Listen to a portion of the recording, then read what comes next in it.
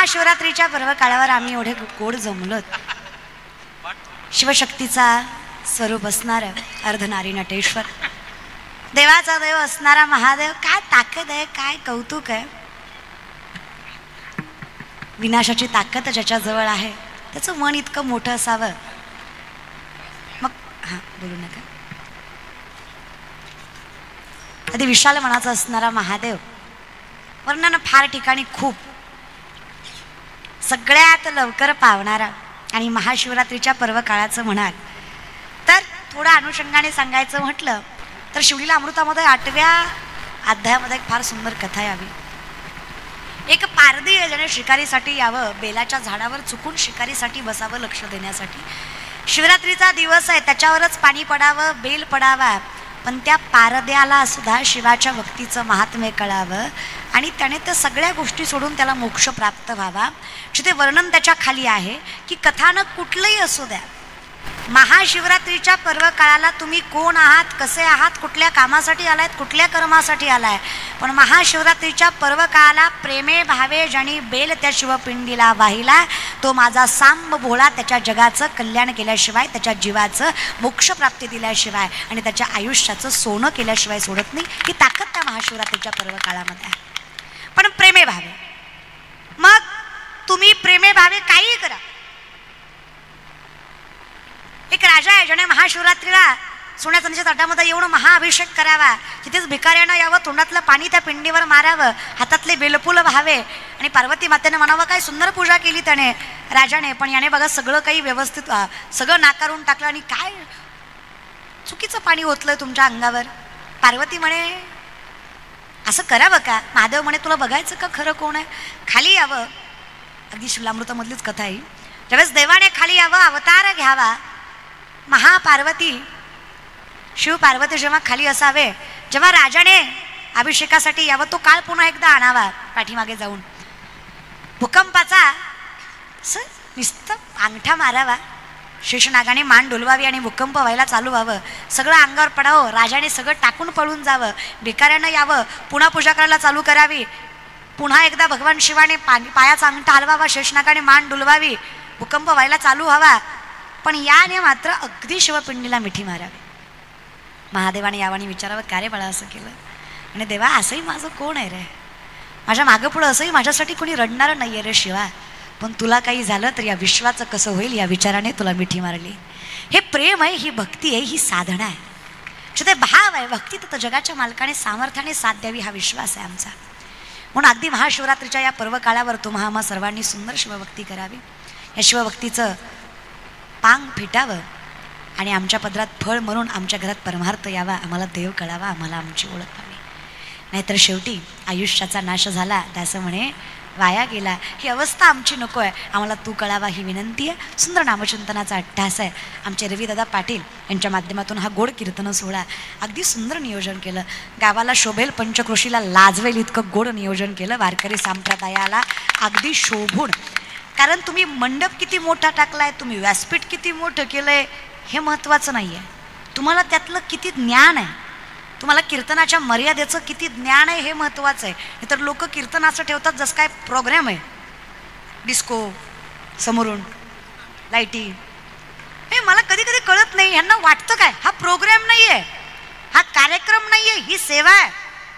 काही काही माणसं फोन करून सुद्धा म्हणतात हा ते तुमचा प्रोग्राम ठेवायचा होता, प्रोग्राम करते होय मी, तुला प्रोग्राम वाटतो, आमच्या गावात सप्ताह होता आणि तुम्हाला घुसवायचं होतं. घुसव भंगार लोक झाली दादा, त्याच्यापेक्षा भंगार तुमची सुपारी किती, तुला उकळत घालून मुसळात काढला पाहिजे.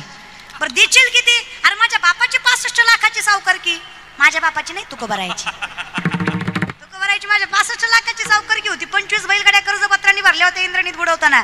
गरीब बापाचे लेकरं समजता का तुम्ही आम्हाला? पण कसं आहे ना दादा, लोकांना बोलायचं भान नाही राहिलं. लोक काही म्हणतात ती तुमचं तुम्हालाच आणावं लागतं का आम्ही आणावं लागतं म्हणून. नाही नाही गुत्त दी, तुझं सोयाबीन खुरपी दे, मुकादम मी दी, गुत्त दी ना वाट असंच घेते. तुमच्याकडे काय म्हणतात मला माहित नाही, पण गुत्त घेणं म्हणजे सगळं आपणच घेणं.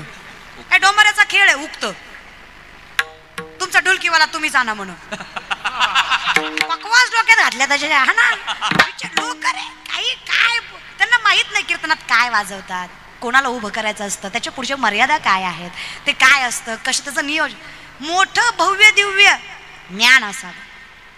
कीर्तन उघड्या रानात असू द्या, मंडपात असू द्या, कीर्तन देवाच्या दारात, घराच्या समोर कीर्तन, काळवेळ नाम उच्चारिता, कुठलेही कारणास्तव असू द्या, पण ज्याला कळतंय कीर्तनाचं नियोजन कसं करावं त्याचं फळ त्यालाच मिळतंय. उपकार ठेवून परमार्थ केला जातं त्याचं नाही. जरी स्वधर्मात होते जिजे मिळे आपण याते तिथे तिजे बहुते सन्मान योगे. देश काल पात्र पाहून दान करावं, कुठलाही उपकार न ठेवता दान करावं, तर दानम सात्विकम श्रुतम भगवान श्रीकृष्णाचं वर्णन आहे. मग हे धर्मदान, हे कीर्तनाचं ज्ञानदान, हे कसं करावं याचं ज्ञान असावं, उपकार न ठेवता करावं असं ज्ञान असावं. आणि अगदीच तेवढ्या सात्विकतेनं अगदी गोड नियोजन आमच्या विरोधांनी केलं. अगदी सुंदर, त्यांचे मनस्वी आभार. आणि ज्यांच्या सगळेच वारकरी संप्रदायातील वरिष्ठ मंडळी, माझ्यापेक्षा ज्ञानाने वयाने अनुभवाने सगळ्याच गोष्टीने मोठे आहात तुम्ही, तुमच्या चरणावर या लेखीचा शतशः प्रणाम आहे. आमचे उत्कृष्ट गोड मृदुंगवादक केदारदादा, ज्यांच्या संपर्कातून माझ्याकडे ही सेवा आली. अगदी तेवढाच नम्र स्वभाव, बोलण्याचा एक टोन असतो, लगे कळतं ते सेवा पाहिजे हे कळतं की तो पुढचा वारकरी, त्या गळ्यात माळ आहे, त्या कपाल गंध असणारी. नाहीतर बोलतानाच माणसं खतरनाक बोलतात दादा, पैशाला किंमत नसते इथे, पण बोलण्याला फार असते.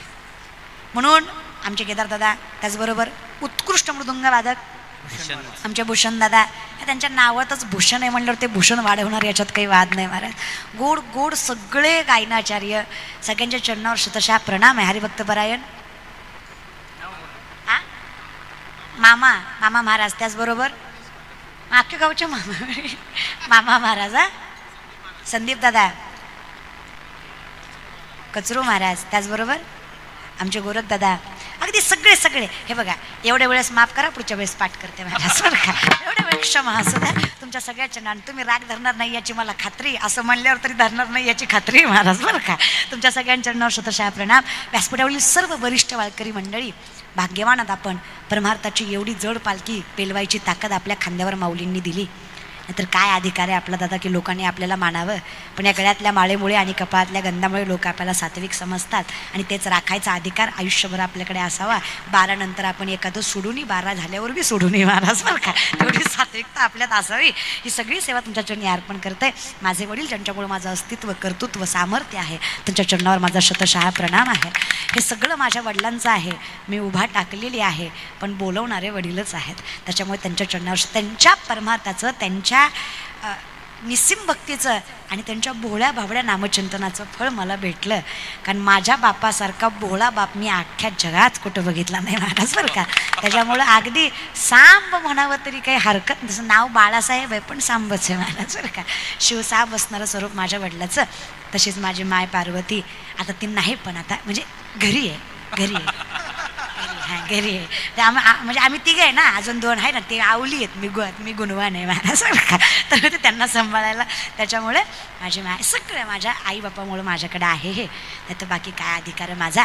तुम्ही सगळे बसलात, 2.5 तास कीर्तन ऐकलत, तुमच्या चरणावर शतशः प्रणाम आहे.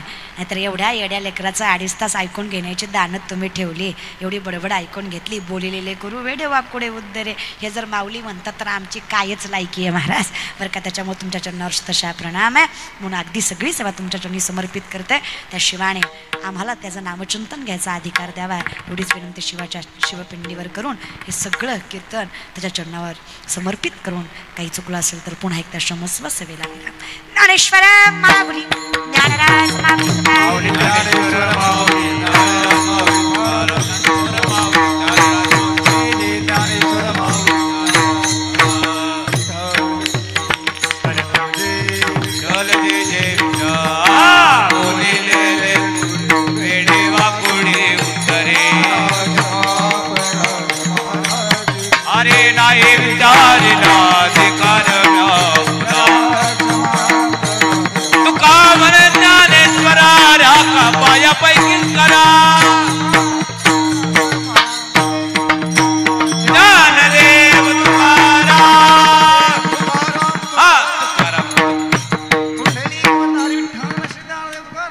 कृपया फक्त 1 मिनिट सर्वांनी शांतता राखायची. उपस्थित संत समुदायाला विनम्र भावाने अभिवादन करून आज आपल्या कुक्षे गावातील आणि समस्त ग्रामस्थ मंडळ, त्याचबरोबर या कार्यक्रमाचे आयोजक रविदादा पाटील आणि संपूर्ण ग्रामस्थांच्या सहकार्याने हा महाशिवरात्रीचाही महापर्वणी आणि या महाशिवरात्रीच्या महापर्वणीच्या पर्वकालावर ज्यांची आपण हरिकीर्तन सेवा ऐकली, ज्यांनी या संपूर्ण या परिसराला, या परिवाराला, या मंडपाला शिवमय करून टाकलं, अशा शिवलीलाताई पाटील बारसे यांनी कीर्तन माध्यमातून आपणा सर्वांना ज्ञानामृत पाजलं, त्याबद्दल त्यांचं या परिवाराच्या वतीने शब्दसुमनाने आभार व्यक्त करतो. आणि या संपूर्ण कार्यक्रमाला आपण सर्वांनी उपस्थिती दाखवून या कार्यक्रमाची भव्य दिव्य शोभा वाढवल्याबद्दल सर्वांचे शब्दसुमनाने आभार व्यक्त करतो. आणि या संपूर्ण या कार्यक्रमाला ज्यांनी अतोनात मेहनत घेतली